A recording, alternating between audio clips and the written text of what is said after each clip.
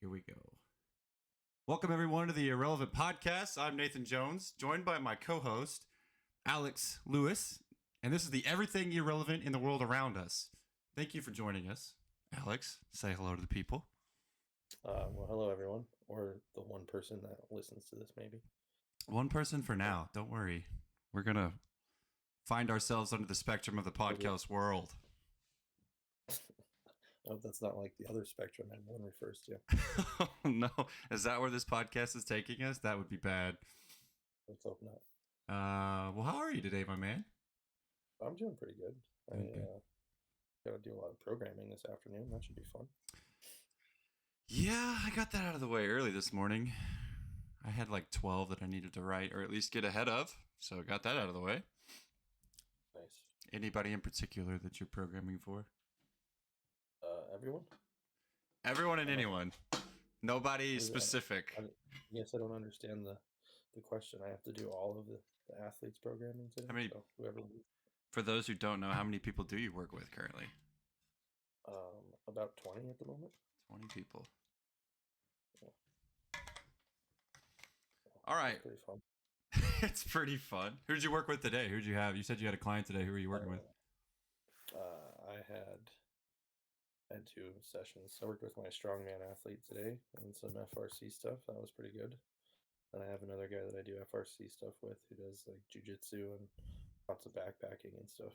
So, how did was this the strongman that competed with Mr. Shaw? Yeah, he's getting ready to qualify for the Shaw Classic, hopefully. Hopefully? You say hopefully? Well, I mean, it's never guaranteed. I mean, he should be able to do it. The strength is there. Just have to do it and record it. Gotcha. Who knows? Maybe something stupid like forgetting to hit record could happen. Let's hope that doesn't happen. Well, I luckily hit start recording on this one, so we're good there. That's a plus. Like, I did these pails and rails for scapular elevation where you basically hold onto the rings on your tippy toes for 5 minutes, right? And I actually made it all the way through. I'm like, man, that's going to be a good video for the library. And didn't hit record. I can't imagine folding my scaps up like that on those rings for 5 minutes. Yeah, I'm sure that was a winner. It's very mentally taxing. All right, well, for the people who don't know and they absolutely know nothing about us or who we are and what we do, we're just two. Matter, but we don't because we're irrelevant. Yes, we're just 2 random idiots that have decided to start a podcast here together. First of all, we'll talk about a little bit better about how we met a little bit later on, I'd say. But for the lovely people listening or the lovely people sitting at home listening, can you, Mr. Lewis, who I just found out today's last name is not Luis, it's actually Lewis. So I've just been lied to. What you're saying it in? Huh? It's context here. It depends on the language you're saying it in. I've just been lied to for the last year that I've known you. It's fine. It's tattooed on my arm, and they're like, "Oh, it's my first name," and I'm like, "It's my last name." They're like, "Huh?" I'm like, "It's Portuguese." They're like, "Oh." Oh, so it's Portuguese. Okay. Well, since I've been lied to for the last year, let's just go ahead and set the record straight and just tell the people who you are, what you do, what space you're in, how you came to the position that you're in today, and what is Al Goal Performance? How far back are we going to go with this? How did you? Let's I don't know, anything you think anything relevant to get you to this point, or anything you think that's irrelevant or doesn't matter whatsoever. What got you to the point to where you are today? There's a podcast that got me to this point, ironically enough. If we go back far enough, that's what I want. It's like how far you want to go. Just tell us like how you started. How did you get into the space? What did you do at the beginning? What led you? I started working out like every kid. It'd be like, what is it? Probably like this time of year. I'd be like, all right, I'm gonna get jacked for summertime. And I started at like 12, right? Like, and that didn't happen clearly, but I'd go for like a few months, and then I don't know what the fuck would happen. And then like all through high school, you take the classes where you get credit for it.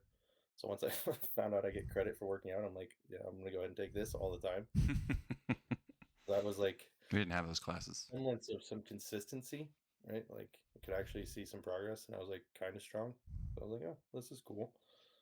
And then after high school, I think everyone just thinks that they don't have to work out or do anything and you're just gonna magically get in better shape. That did not happen. Actually, no, I lifted for like that's not true. I made it until like my sophomore year of college. I was lifting. And then I stopped for a year and got like borderline fat and I was like, well, this is not cool. Couldn't do things that I could do before. I'm like, this sucks balls. So I remember going back to the gym. Oh, this is great. I loaded 225 on the bench because like before I could do 315 for a few reps. So like it was like 225 shouldn't be bad, right? Well, if you don't do anything for a year, shit doesn't Just just get magically stick squished. around. Oh, dude, I got pancaked. It was so bad. It was so bad. I'm like, oh fuck. And that was the last time I ever stopped working out. And I think I was 19. So What'd you do? yeah, What was your career path at 19? I was still in school. I Okay. didn't have a career. I was working at a, let's see, during the recession, I lost this sweet landscaping job. So that's like what caused me to stop working out is I had this scarcity mindset and I couldn't pay for my gym membership Right. because it wasn't that important, clearly. And As so I is most stopped working as is this for most landscaping people. job and I had to work at Walmart for like what was it like 15 months of my life. I decided to just be a lazy cunt. I think it's pretty much what it was. I don't know. It's the whole mindset thing, man. It's fucked up. If you think you can't do something, then clearly you can't. So I spent this time working at Walmart, and then I realized how depressed the people there were. I'm like, this is not for me. So I got a job working for Apple, ironically, and then I got a job working for IBM, and I had this money for a gym membership. So that's when I went back and embarrassed myself.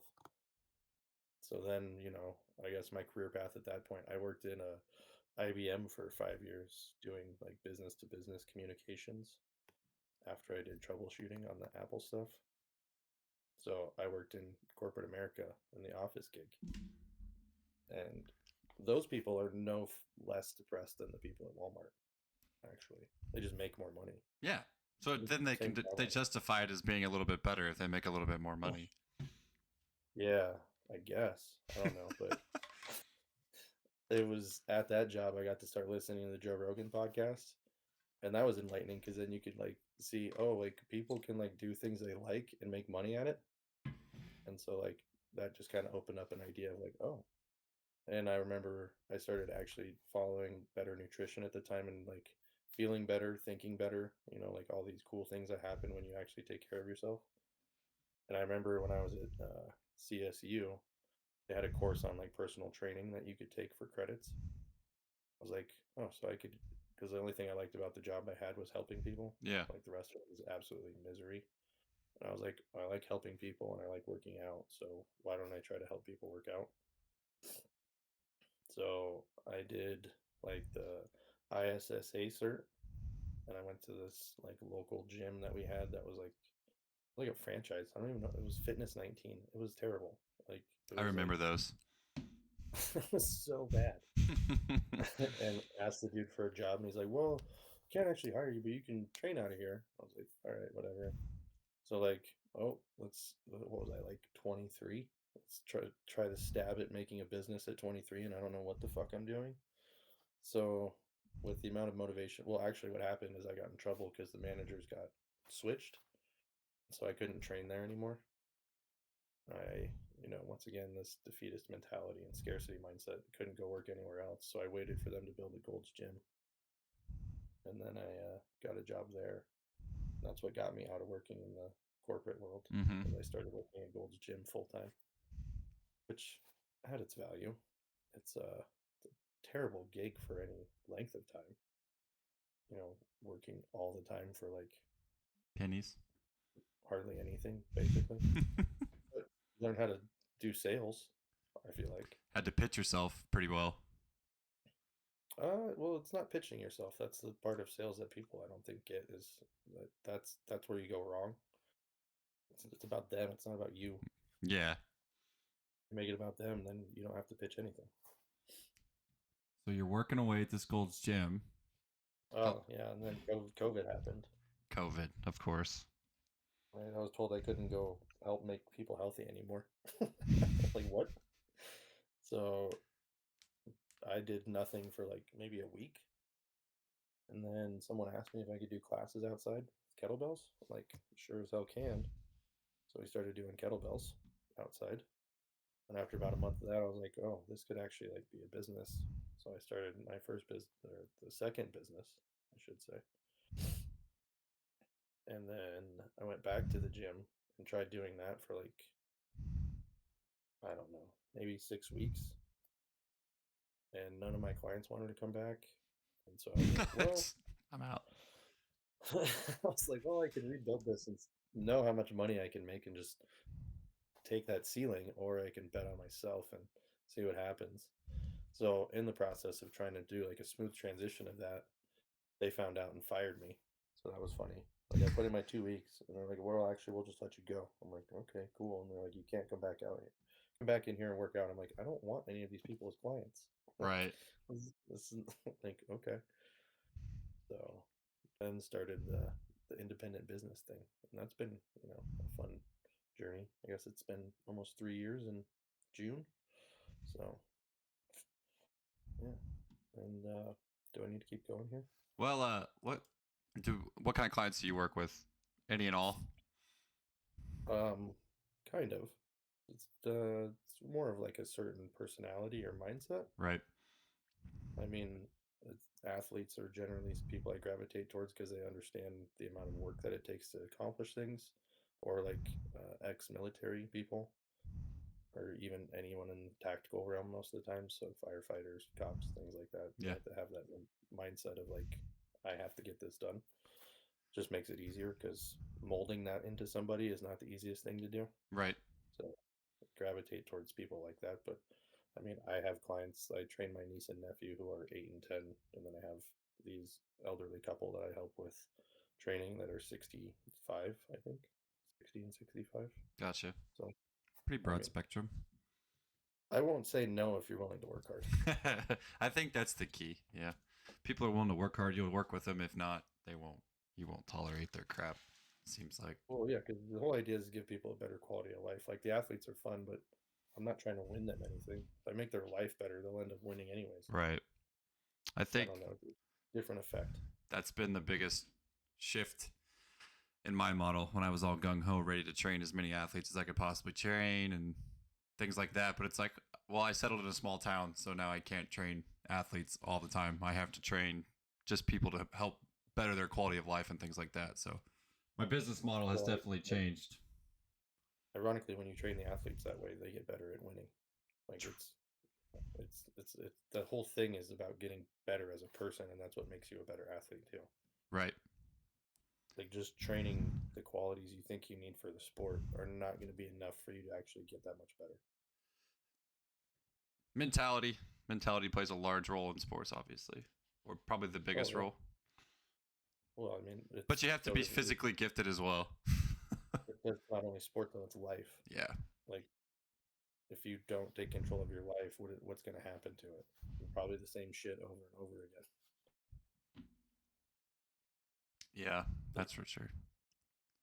it's the same thing with training. If you don't actually like do it and put some thought into it, you'll make some progress, you'll plateau, and then you'll either get injured or quit, and then you'll do it again. And then bitch about why you don't ever get anywhere. Like, well, there's no thought behind it. There's no intent. Nope. You're just showing up. Yeah. Consistency, though. I mean, well, when I train people, it's like, well, if I can get the people to first be consistent with what they're doing, that usually pays off in the long run, bigger than anything. Creating habits. Well, they have to understand they need to show up for themselves. Like Yep. that's if you don't do it, nobody else is going to. I had a lady talk about that this morning. She was like, I really didn't want to get out of bed today, but it's like I've shifted my mindset in the last year to like just go and just go do it. And you know that everything is going to feel better during and then after. You're like, okay, I set myself up better for the rest of the day just because I showed up. So, Right. yep.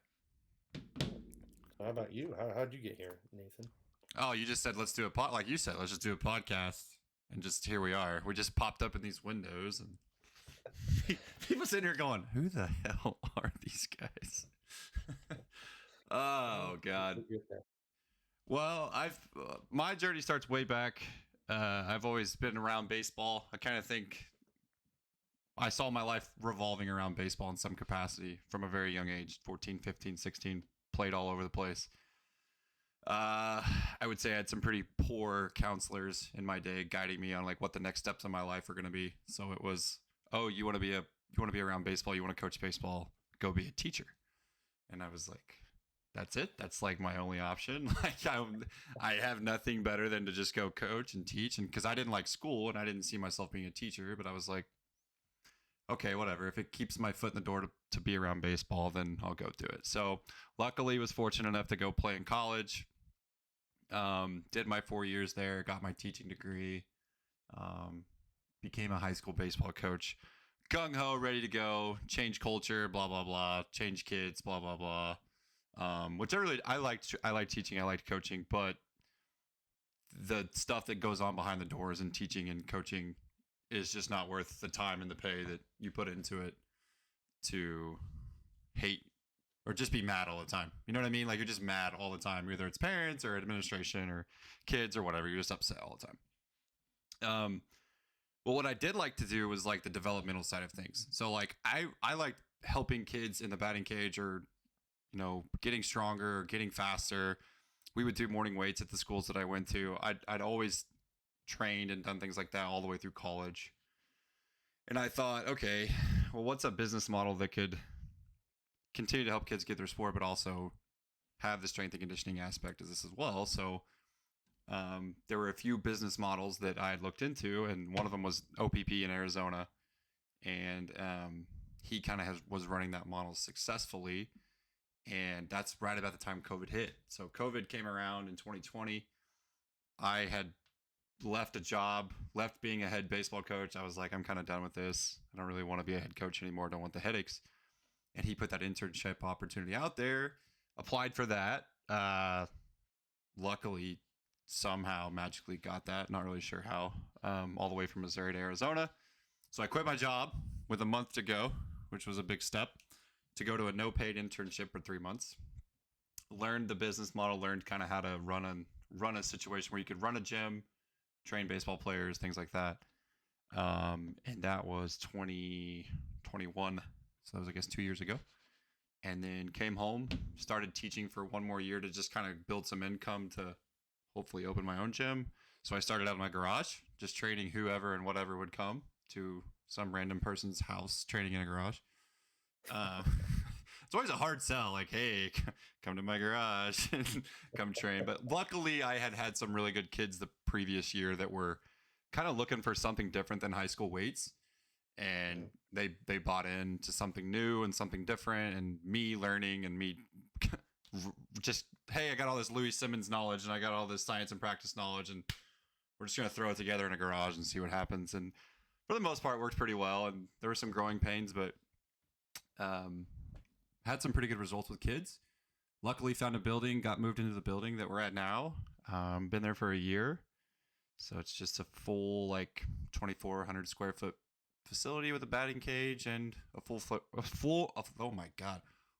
space gym. Dear God, that's a hard one. Full floor space gym. Say that 10 times fast. But yeah, we've been training people there for about a year, and it's we're just in a really small town of like 3,000 people here in Cassville, Missouri.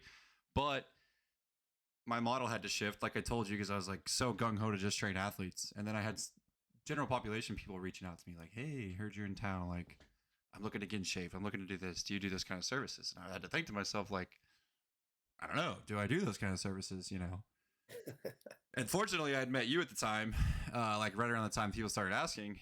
And I was like, oh boy, okay. So here we go. And luckily I'd learned a lot, obviously, from you, and kind of took things from you and listened to you and probably asked you about 1,000 different questions about how to train these type of people. And luckily one led to many, and here we are, stable with full business model and a pretty good sized average amount of clientele, and Elevation Athletic Performance is moving forward. So Nice. kind of why we're here. So I don't even remember how I met you. How did I meet? How did we meet? Good old Instagram, bro. It's always the gram. Yeah, but I just like reached out and was like, hey, dude. So I don't even remember. Possibly. I don't know. Good question. I'm sure we could go back and find the messages and how stupid they probably were. I don't know. I don't remember. It's been what, a year? It's been about a year? Yeah. Maybe a little more. Hmm. It's only been that long, huh? Has it really? Or has it been a little longer? I can't. I don't know.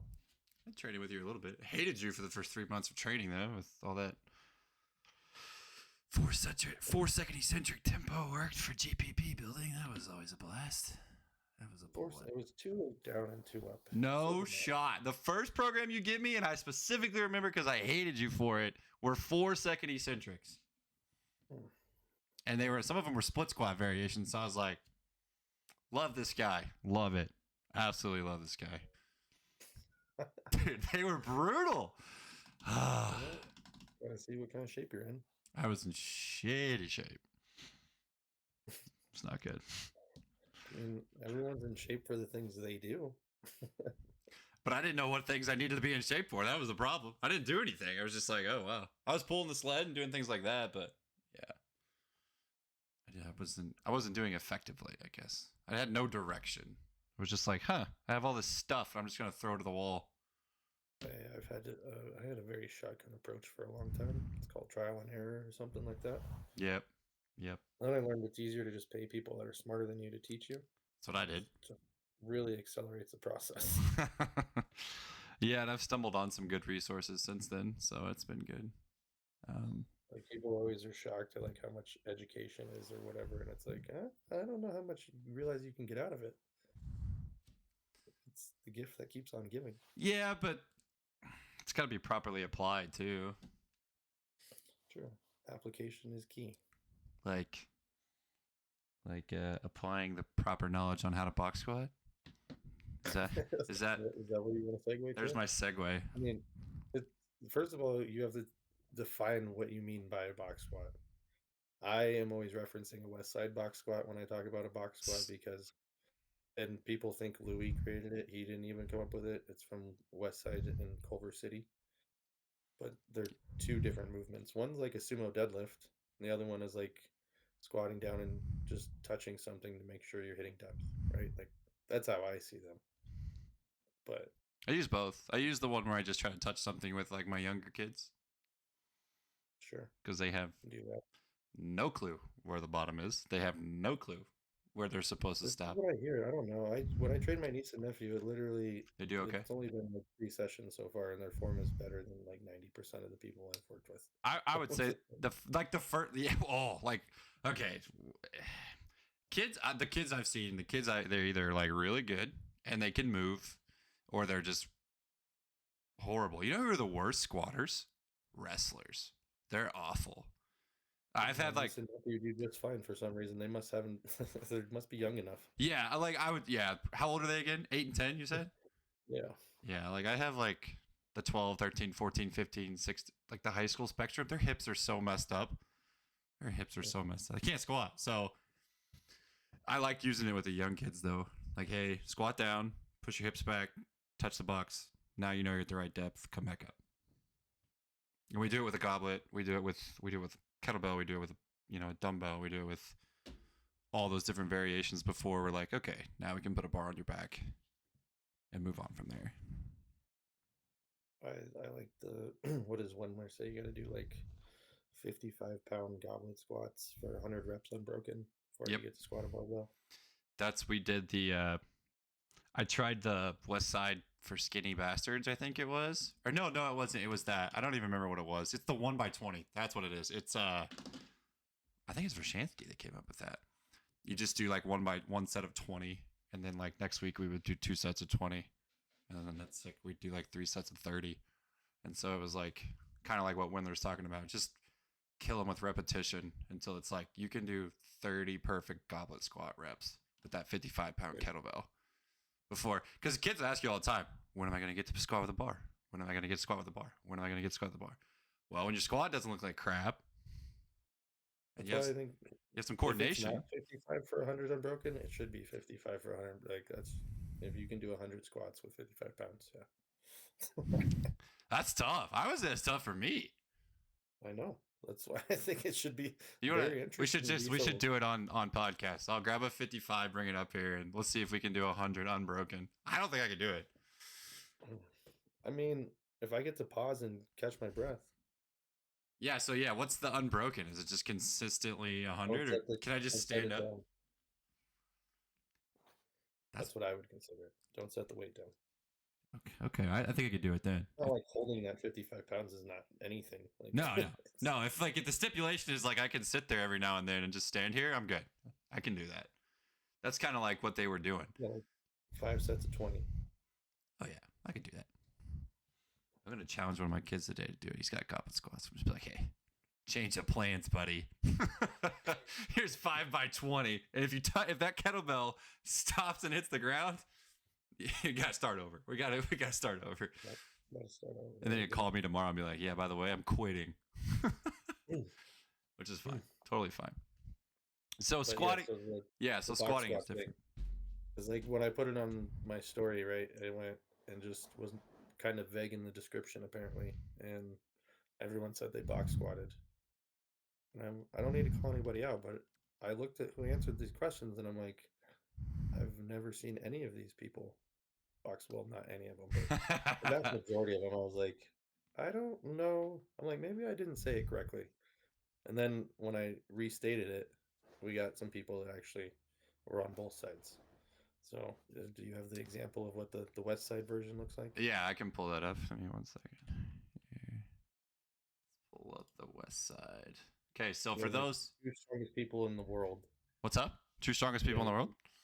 Yeah, in powerlifting, anyways, right? Yeah. So this first video is Laura Phelps, who trained at Westside Barbell for I don't know how many years, but strongest woman, pound for pound. Oh my lord, stupidly strong. So when Alex talks about like what a Westside box squat looks like, this video is going to show you exactly what that looks like. So you just tell me to pause at any point, by the way. Squatting and why they're so important.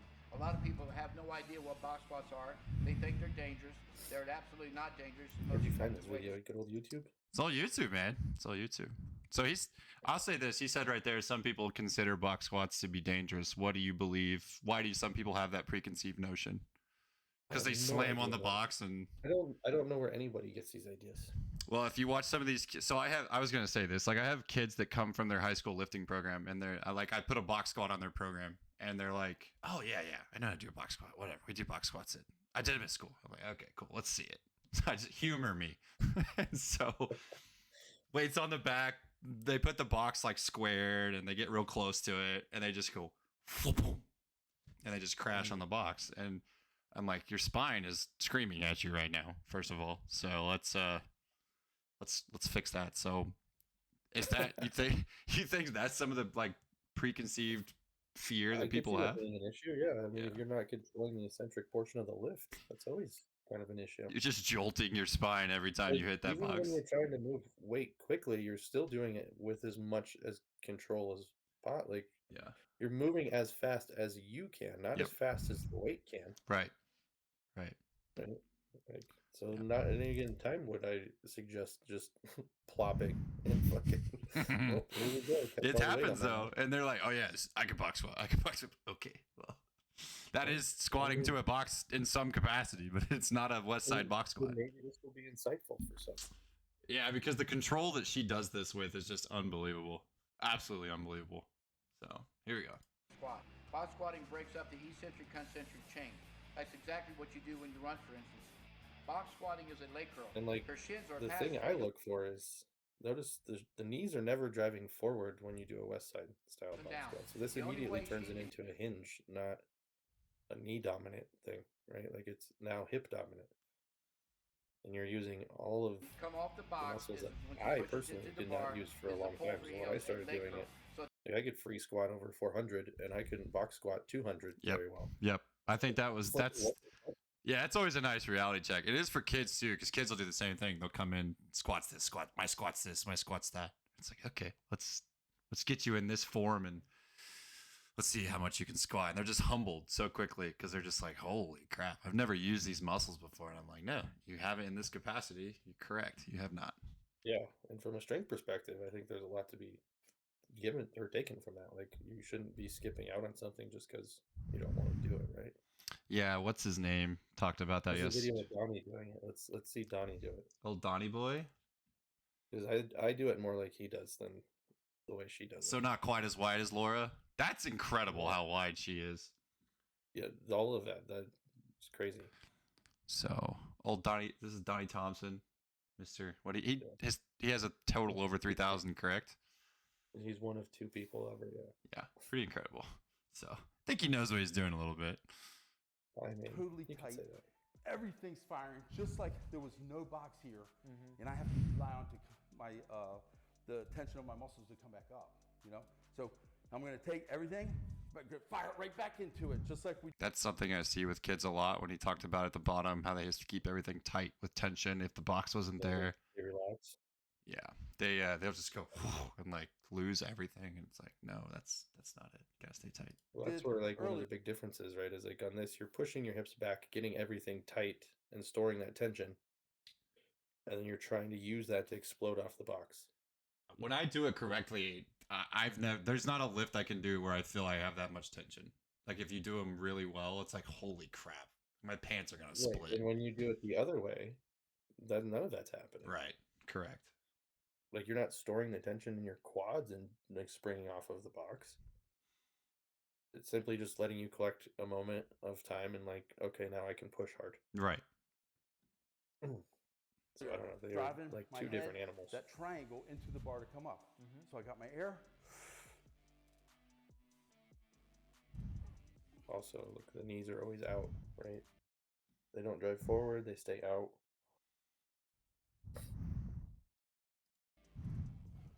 Yeah, so I have a stance that's more like that. I found that to be more favorable for me. Yeah. I did as well.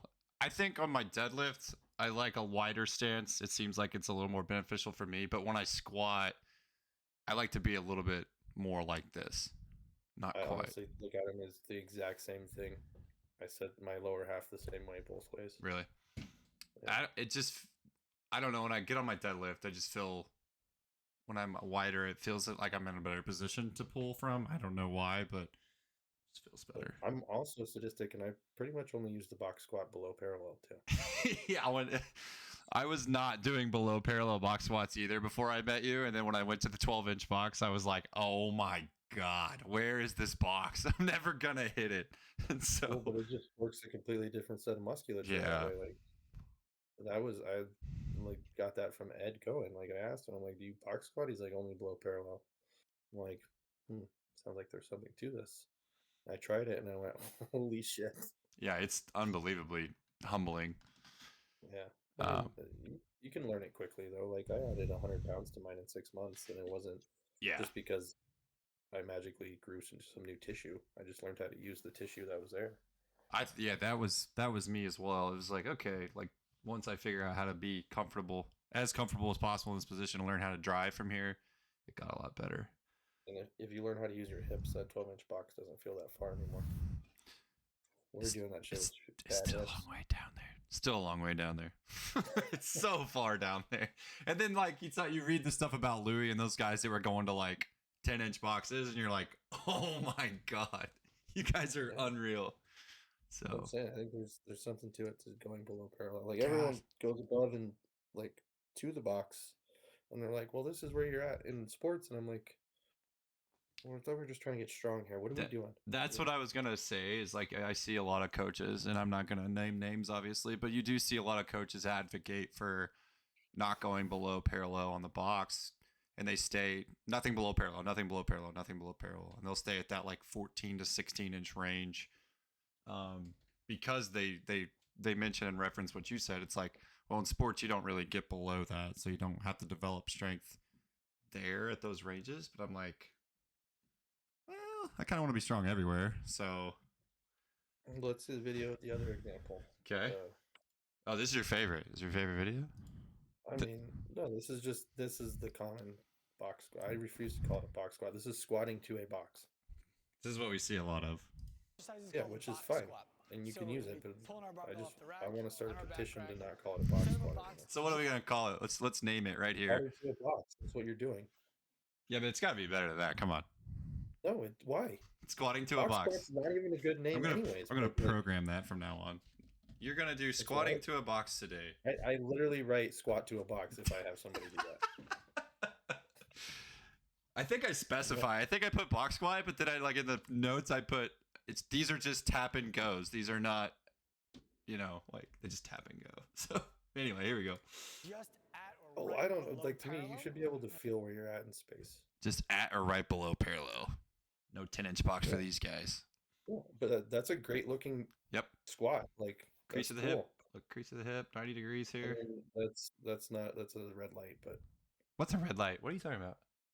the crease of the hip has to be below the knee. Oh, I just mean for like if someone came in here squatting like this, I'd be like, okay, we're good. Like this is a good squat, like what you just said.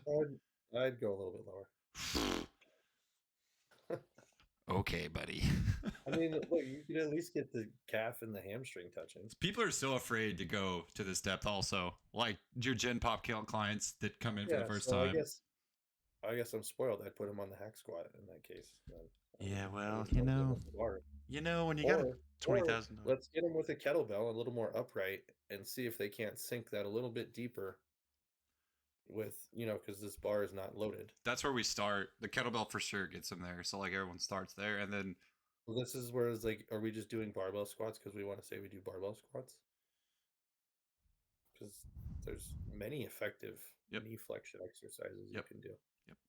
I think for a lot of people that have not been in the gym regularly either, it's just a little bit of an intimidation factor of having the bar on their back for the first time. For some reason. Well, nobody wants to go where the muscles are weak, which is either end range, right? Like you get to the middle where they're strong, you're like, ooh, this feels all right. And it's like, well, no, we got to go to the other side of that hill. Like we got to get to the bottom of the hill. We gotta go.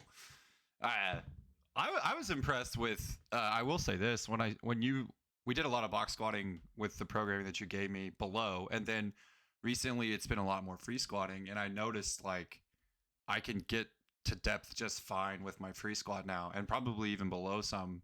So I'm just saying, like I hadn't free squatted in a while, and then when I did, I felt comfortable in that very like even below this because my squat goes much lower than this. It's like okay, I feel pretty good down here. So that's the beauty of the box, right? Right. Like you can train with something below you and break up the movement and really understand what it is you're trying to do on both ends. And even if you don't squat with a hip hinge, you're going to have better proprioception of where you're at in space. The thing that'll fuck you up is if you're doing like FRC stuff, right? Then you'll have no idea where you're at in space. That's true. I've gone and done a heavy squat and gone lower than I thought because I thought it was high. Or then like I tried a belt just the other day and like that fucked me up the other way. Felt like you were way too high. Well, I squatted high because once it touched my legs, I went up. Yeah. Right? Because I'm used to just once my stomach hits, I can go up. So you have that belt that's, especially with that fucking clasp, that thing's like 3 inches. Were you a fan of the lever? Did you like the lever? Would you rather have the? I don't know any different. I guess it's nice. Yeah, Mister, I don't squat with a belt. Convenient in the prongs, I guess. Joe Lesko was talking about how he would never, ever use a lever belt. One time he was talking about it on a podcast, or I think he said it on a story one time or something. He was like, "That's a machine. That machine's gonna fail. So if you're applying intra-abdominal pressure correctly, at some point it's gonna go." And he actually had a video of one of his clients that was doing that at one point. Had a significant amount of weight on the bar, and the lever just went boop. I was like, "Oh boy!" I mean, it's a little terrifying. That seems to be a possibility. It seems that the way this one works, though, is that it doesn't actually get tight until you put that pressure on it. That's how mine works. So as soon as it's chilling, just kind of loose, and then as soon as you clasp that thing, it's tighter than hell. No, like mine's not even that tight when you like even then it can still come undone if you're not pressing against the belt. Oh, yours is okay. Mine's I don't know. Does that make sense? Yeah. Like it's so loose when it's not, when there's no pressure, that it'll just fall out of place. Oh, really? Yeah. I'm just squeezing the crap out of myself. Kind of snug when you tighten it, but I have to push into it and then it like locks in almost. Gotcha. Oh, okay. I see what you're saying. Those prongs will catch once you actually, yeah. They're caught, but like it just gets tighter and tighter. More tension. So yeah. you know what I mean? Yep. Because it's curved, right? Right.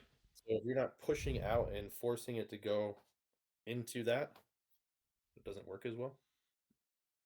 Makes You know what I sense. mean? Yep. Squat down. You want to watch some more of Give these yourself wonderful a squats? moment Give I yourself mean, a they're moment. good squats. to release tension and then I stand just- right back up. I personally have not found a use for Perfect. these So in these my are called training. So you just take the box away, just have them free squat. Well, yeah, I wouldn't even have her have a bar. Like, if she's got to find the, if she has to find a box or depth with a box, I don't think she needs a bar. Like, how about that? Right. Well, exactly, because like that's what I. With kids, like I said, you give them the kettlebell, give them the goblet, or the dumbbell, whatever you do, and as they have to be able to do the same thing that they can do with the kettlebell, with the dumbbell, or the bar is coming back off their back, and we're going right back to it. Well, So it's like if I give you 20 pounds and I tell you to squat, and it's so bad that you're not even getting to depth. Like, okay, well, we're probably going to take the weight away, Yep. and then I'm probably going to give you something to catch you. I might even use something like a TRX to help you get back up.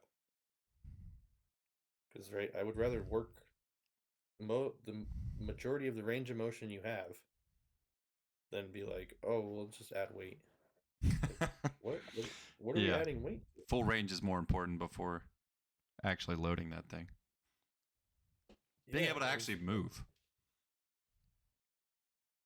Yeah, I think so. Most people don't. Also, I also is I don't know. I think I have a more holistic approach to it. So, But that's not That's why a all. lot of people think you do a back squat. They're just like, we're going to put the bar on here, we're going to load this thing up, and we're going to go. You know what I mean? Like, I think that's a lot of people's mindset when they actually are like, okay, I got a barbell on my back. It's time to load this thing up. I think they just do it because everybody else has done it. Right, which is a lot of people. That's what I'm saying. Like, a lot of people are doing the same stupid stuff because a lot of people continue to do the same stupid stuff. They don't know a better way to doing things. Well, we do. It's not fun or sexy, so it doesn't sell. You gotta do the basic. Show them the good stuff, and then when they get there, they're like, one by 100 goblet squats. Here we go. I mean, That's what you have to do. You have to do that. As we as entrepreneurs have to show them something that looks decent, and then be like, hey, this is what it really is. Huh? Definitely gotta sell the vacation. Yeah, 1,000%. I have had the phrase so many times. Wow, this doesn't look like the ad. Well, no, frick. This is the results of doing all this You crap. actually have people say that? That's Yeah. hilarious. Oh yeah. Oh yeah. They're like, when do I get to do this stuff? And I'm like, when you can do this stuff, like really good. These people have been with me. I don't advertise the people that have been with me for like 2 weeks. I'm sorry. I'm not gonna show you that. Yeah, this is a year. This is a culmination. I'm trying to show you that it's gonna take some hard work and some dedication over some time to get to this stuff that is fun, that is sexy, that looks cool. It's like you can be proud of and show it off. Like, yeah. But no, I'm not. Sorry. I had someone tell me one time, they're like, how many times am I going to goblet squat before I can actually like do something other than a goblet squat? And I'm like, well, you still haven't hit depth yet. It's been 6 weeks and you haven't got to where I want you to be yet. Cool. I mean, They're like, long oh, is it gonna take you to get your shit together? That's Yeah. the real question. They're like, well, is that all you needed? I'm like, well, I've literally said every time you came in here, like, your butt needs to touch this box. Your butt needs to touch this box. And you refuse. You've even employed this technique. And Yeah, it doesn't 1,000%. So then I'm gonna throw this one out the window for good then. Oh, it's I don't done. see any point. You've had someone for 6 weeks know that there was an object there to touch and refuse to touch it. Yes. It's amazing. And spectacular. See, that person I would probably fire after like week 2. I'm not going to have to. They'll probably fire themselves. But I always like when people are saying, like, you fire people. I'm like, well, yeah, it's a mutual thing. Like, Yes. I'm not I think people get confused about that sometimes as well. It's like, yes, I'm providing a service, but it's because I choose to provide the service. well, people are always like, well, like, what's your next step? What's your next step? How big do you want to get? Do you want to get like 3 locations or 4 locations? I'm like, whoa, no. I want to train I want quality. It's always quality over quantity. And they're like, yeah, well, you've got this many people, but you could make this amount of money. And I'm like, then I'd be a sellout, just like everyone else. It's like, I've had some quantity and I've had quality. I prefer the quality. Absolutely. 100 times over. You know, and And it's like you're just willing to put more into those people because they put more into themselves. exactly. Like I have. It also doesn't hurt they're willing to pay more. So, but I mean, We'll ignore that you for think now. about the best accountability tool in the world. Like I've never had anybody adhere better than the ones that pay me the most. I will agree with that, and I think that partly because they're trying to get the most out of what they pay for. So yeah, so it's a win-win for everybody. Exactly. I'm more excited to help them. They're more excited to do it. Yep. Everybody gets better results. It's a much better relationship. Yeah, I agree with that. I tell people that all the time. They think they're always like kids are really hilarious because I have kids that'll come and quit and come and quit and come and quit, and then they're like, "Where's so and so? Where's so and so?" Like, "Oh, they quit." They're like, "Oh, you're not worried about that?" And I'm like, "No." They're like, "Why?" Like their money, you know what I mean? Like they pay your living, and I'm like, I don't see it that way. They're more of a problem when they're here than the money that they're paying me to train them. Like. Right, yeah, that does happen. It's unfortunate because they didn't see the importance behind what I was doing, but I'm not gonna cave for anyone either. They're like, why don't you just let them do this, or why don't you just let them do that? And I'm like, because that's not my business model. I'm bringing quality training, and if you don't like the quality, then you just go look at yourself in the mirror at EBI or whatever Globo Gym YMCA you want to go to. Like, just go get your pump in and move on. Like, that's not what we do though. So yeah, culture is a finicky thing. People don't. I don't know. It's hard to create, and then it's cool when you have it, but nobody wants to like do the work to cultivate it. Correct. And that's why I'm very appreciative of the people that have been with me since the garage. They're just like, they're awesome because they get it. I had a conversation with a kid like that the other day. Like, he's going to college, this first year of college. He's kind of, it's been like college is tough. It's just a big step, you know, like big, and things are different. And he misses training at the gym. He's like, I hate going to the rec gym, recplex. Can't do this, can't do that. He's like, I just miss training in the garage or training at EAP. He's like, I'm so ready to be back this summer. And I'm like, those are the people you want. Those are the people that built your gym, built your culture, know how to box squat correctly when you ask them to. So, I'd no rep to kid. God, I'd know how many, like, what's the most amount of no reps you've ever done it? Like, nope. Oh, I just have people stop and I regress them to something else. Gosh. I don't even let them keep trying it. I go, well, I clearly made a mistake here, so we're going to go ahead and Move on. Yeah. I eat the loss and just keep on moving. I've done that so many times. Like, oh, okay. Especially with kids, because kids, oh yeah, I've been in the weight room, done this, done that. Like, oh, okay. I just assume like you have some kind of quality. You want to give people the benefit of the doubt. Absolutely. And it gives you like a gauge of where they think they're at. And then when you have to just break that and go, no. It's not it. No, this is not going to happen. This is not acceptable. You know what's funny to watch people do? Jump. Oh, boy. Didn't know that was such a skill. Right? It's hard though for some people. Some people, it's hard for a lot of people. It's really hard. It's really, really hard. That's how I know my niece and nephew aren't like super athletic. I have them jump and I'm like, I need to practice this. Some kids get real frustrated with jumping because they'll be like, I'm not going up. I'm not getting like my things aren't going higher. And I'm like, well, some people take longer than others or try harder to jump higher. You know, I pissed a girl off the other day because she had jumps in her program and she was only supposed to do like 15 jumps, but there was a box I knew she could jump on and she just mentally was getting beat by it. So I was like, we're not doing anything until you get on this box. Like you could be here for an hour, but you're jumping on this box because it's not a physical thing. I've seen you do it before. It's a mental thing. And it took her probably 23 jumps later, 24, 25. She's getting pissed, just ready to quit. And I'm just like, you're jumping on this box. She's like, I got to do the rest of my workout. I'm like, the rest of the workout is so irrelevant right now compared to what we need to do right here. Finally got it. It was just like, okay. But anyway, there's so many. People are funny. The boxes are interesting. The depth jumps, those are. I suck at them. So like, I can't even like. Have you seen the video of the tribe people fucking doing them? Yeah. And then the white guy tries to do it. Incredible. Like, incredible. Wow. That is an incredible adaptation. Yeah. Like the environment that they've been placed in has created that specific adaptation. That is unbelievable. I think it's got to be running all the time, right? Like You would think. That Gonna tendon make me elasticity? Yeah, that elasticity, that tendon. Yeah.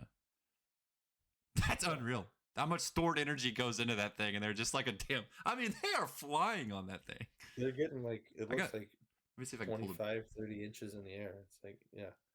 see if I can pull it up. Can you pull that video up? I don't even know what to search.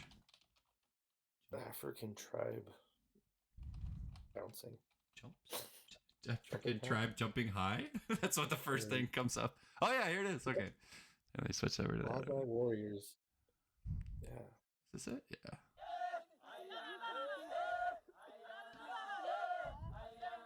I think these are different, but I'm sure These aren't even the good ones, are they? well, I'm gonna pull the hamstring look like. He's out. That's pretty good. Oh, well, that's some spring. Dude, no, those ones though with that. You gotta see if you found that one. It's much shittier quality than this. The one where the guy jumps with them. Yeah. It's like the National Geographic guy is fucking like, oh here, let me try it out. Oh, that looks terrible. Oh, I think this is it, right? No. Oh yeah, here it is. Yes. There we go. Can I not full screen this? Oh well, I can't fly This full is screen. the short, so I'm not on the computer. It's crazy. That is unreal. This guy, So hot. sports scientist coach. That's about me, yeah. How old do you think this individual is?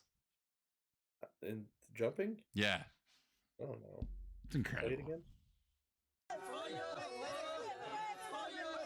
Gotta be like in the 20s, right? Like they're not. That's all stored up energy right there. Like they're doing nothing. Yeah, they're just recycling it. Yeah, stretch shortening cycle at its finest, right there, everyone. Like holy crap. This guy, not so much. Look how he's forcing it so hard. He's like trying Oh, so yeah, hard. taking the feedback.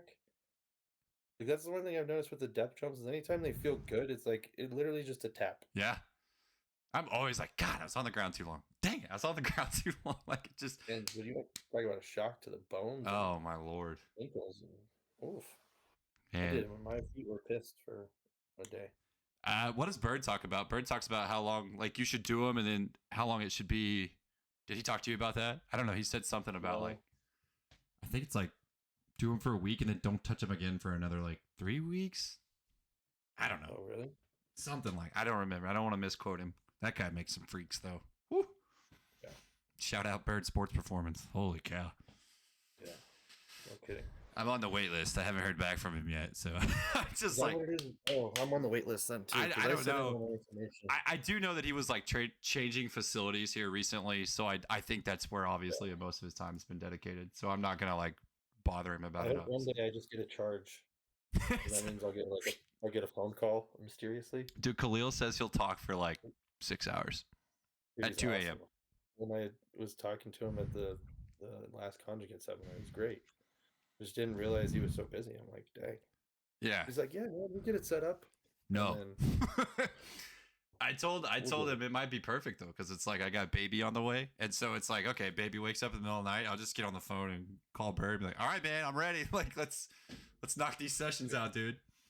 I've been ready for 5 months now. That's cool, man. Like man, he does some impressive stuff. He's got some freaks. He's posted a video of that kid dunking the other day, the Haitian kid or something like that, and he was like 70. He jumps on a 72-inch box on approach. Oh, it wasn't. It was him. Fahey posted a kid that he had.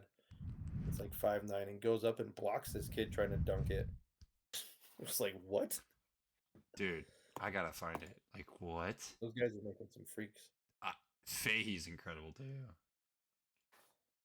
Guys that just him and Jared Pitney. They're like the two people I follow on Twitter and pay attention to. Yeah, like the only ones that They are post worth. way more on there than they do on here. Yeah, he was a story. He doesn't have it on there anymore, but yeah. We getting Depp on next week? Is Depp? Next week? I don't know. I told them we needed to get our shit figured out. I'd love to get Depp on here. I mean, we can. I just think we need to make sure we have a product that's worth listening to. Listen, this product isn't worth anything right now. We're just trying to. Hey, my audio could maybe be better or something. We'll just gotta iron out the kinks. It's fine. It's fine. Well, anyone But of yeah, this. he said he's down. Well, anyone also that's willing to come on here and just shoot the breeze with us, or wants to come and share their experience of training athletes or their We got a clients. wait Or, list.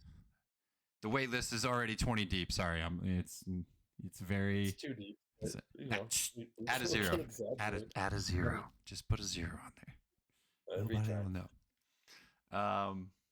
Well, is there anything else you want to talk about? First one, first podcast. Get our feet wet.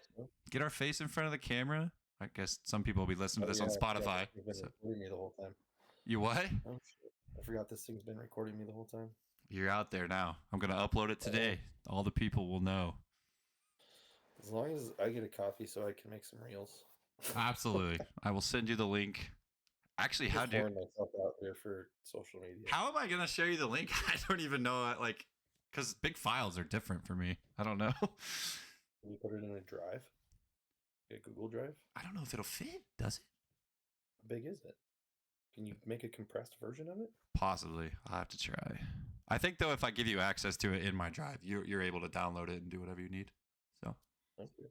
See, we're figuring out the kinks, everyone. I'm sorry, this is not a polished product yet, but I'm telling you by about. We can't have Depp on yet because we don't even know how to advertise this shit.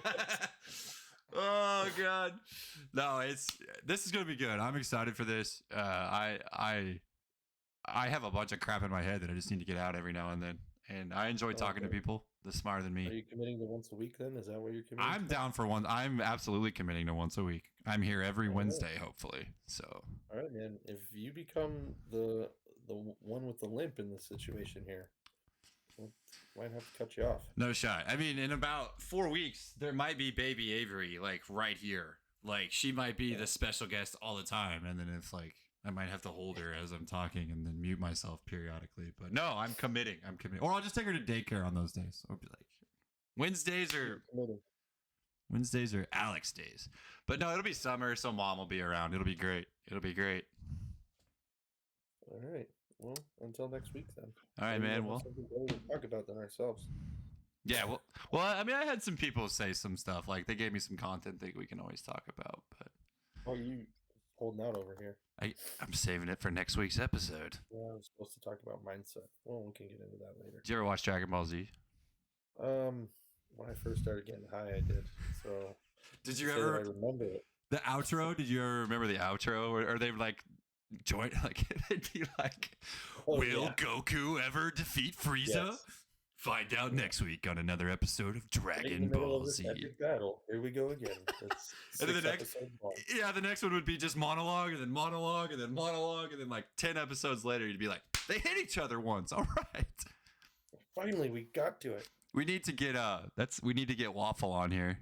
Old Waffle Iron Jim and talk some he'll talk some Dragon Ball Z with me. Yeah. In the anime world, I'm very green. I don't. So we'll bring you to the light. Just go. What did I watch? I watch it when I travel usually. So like Yeah. when I'm on the plane.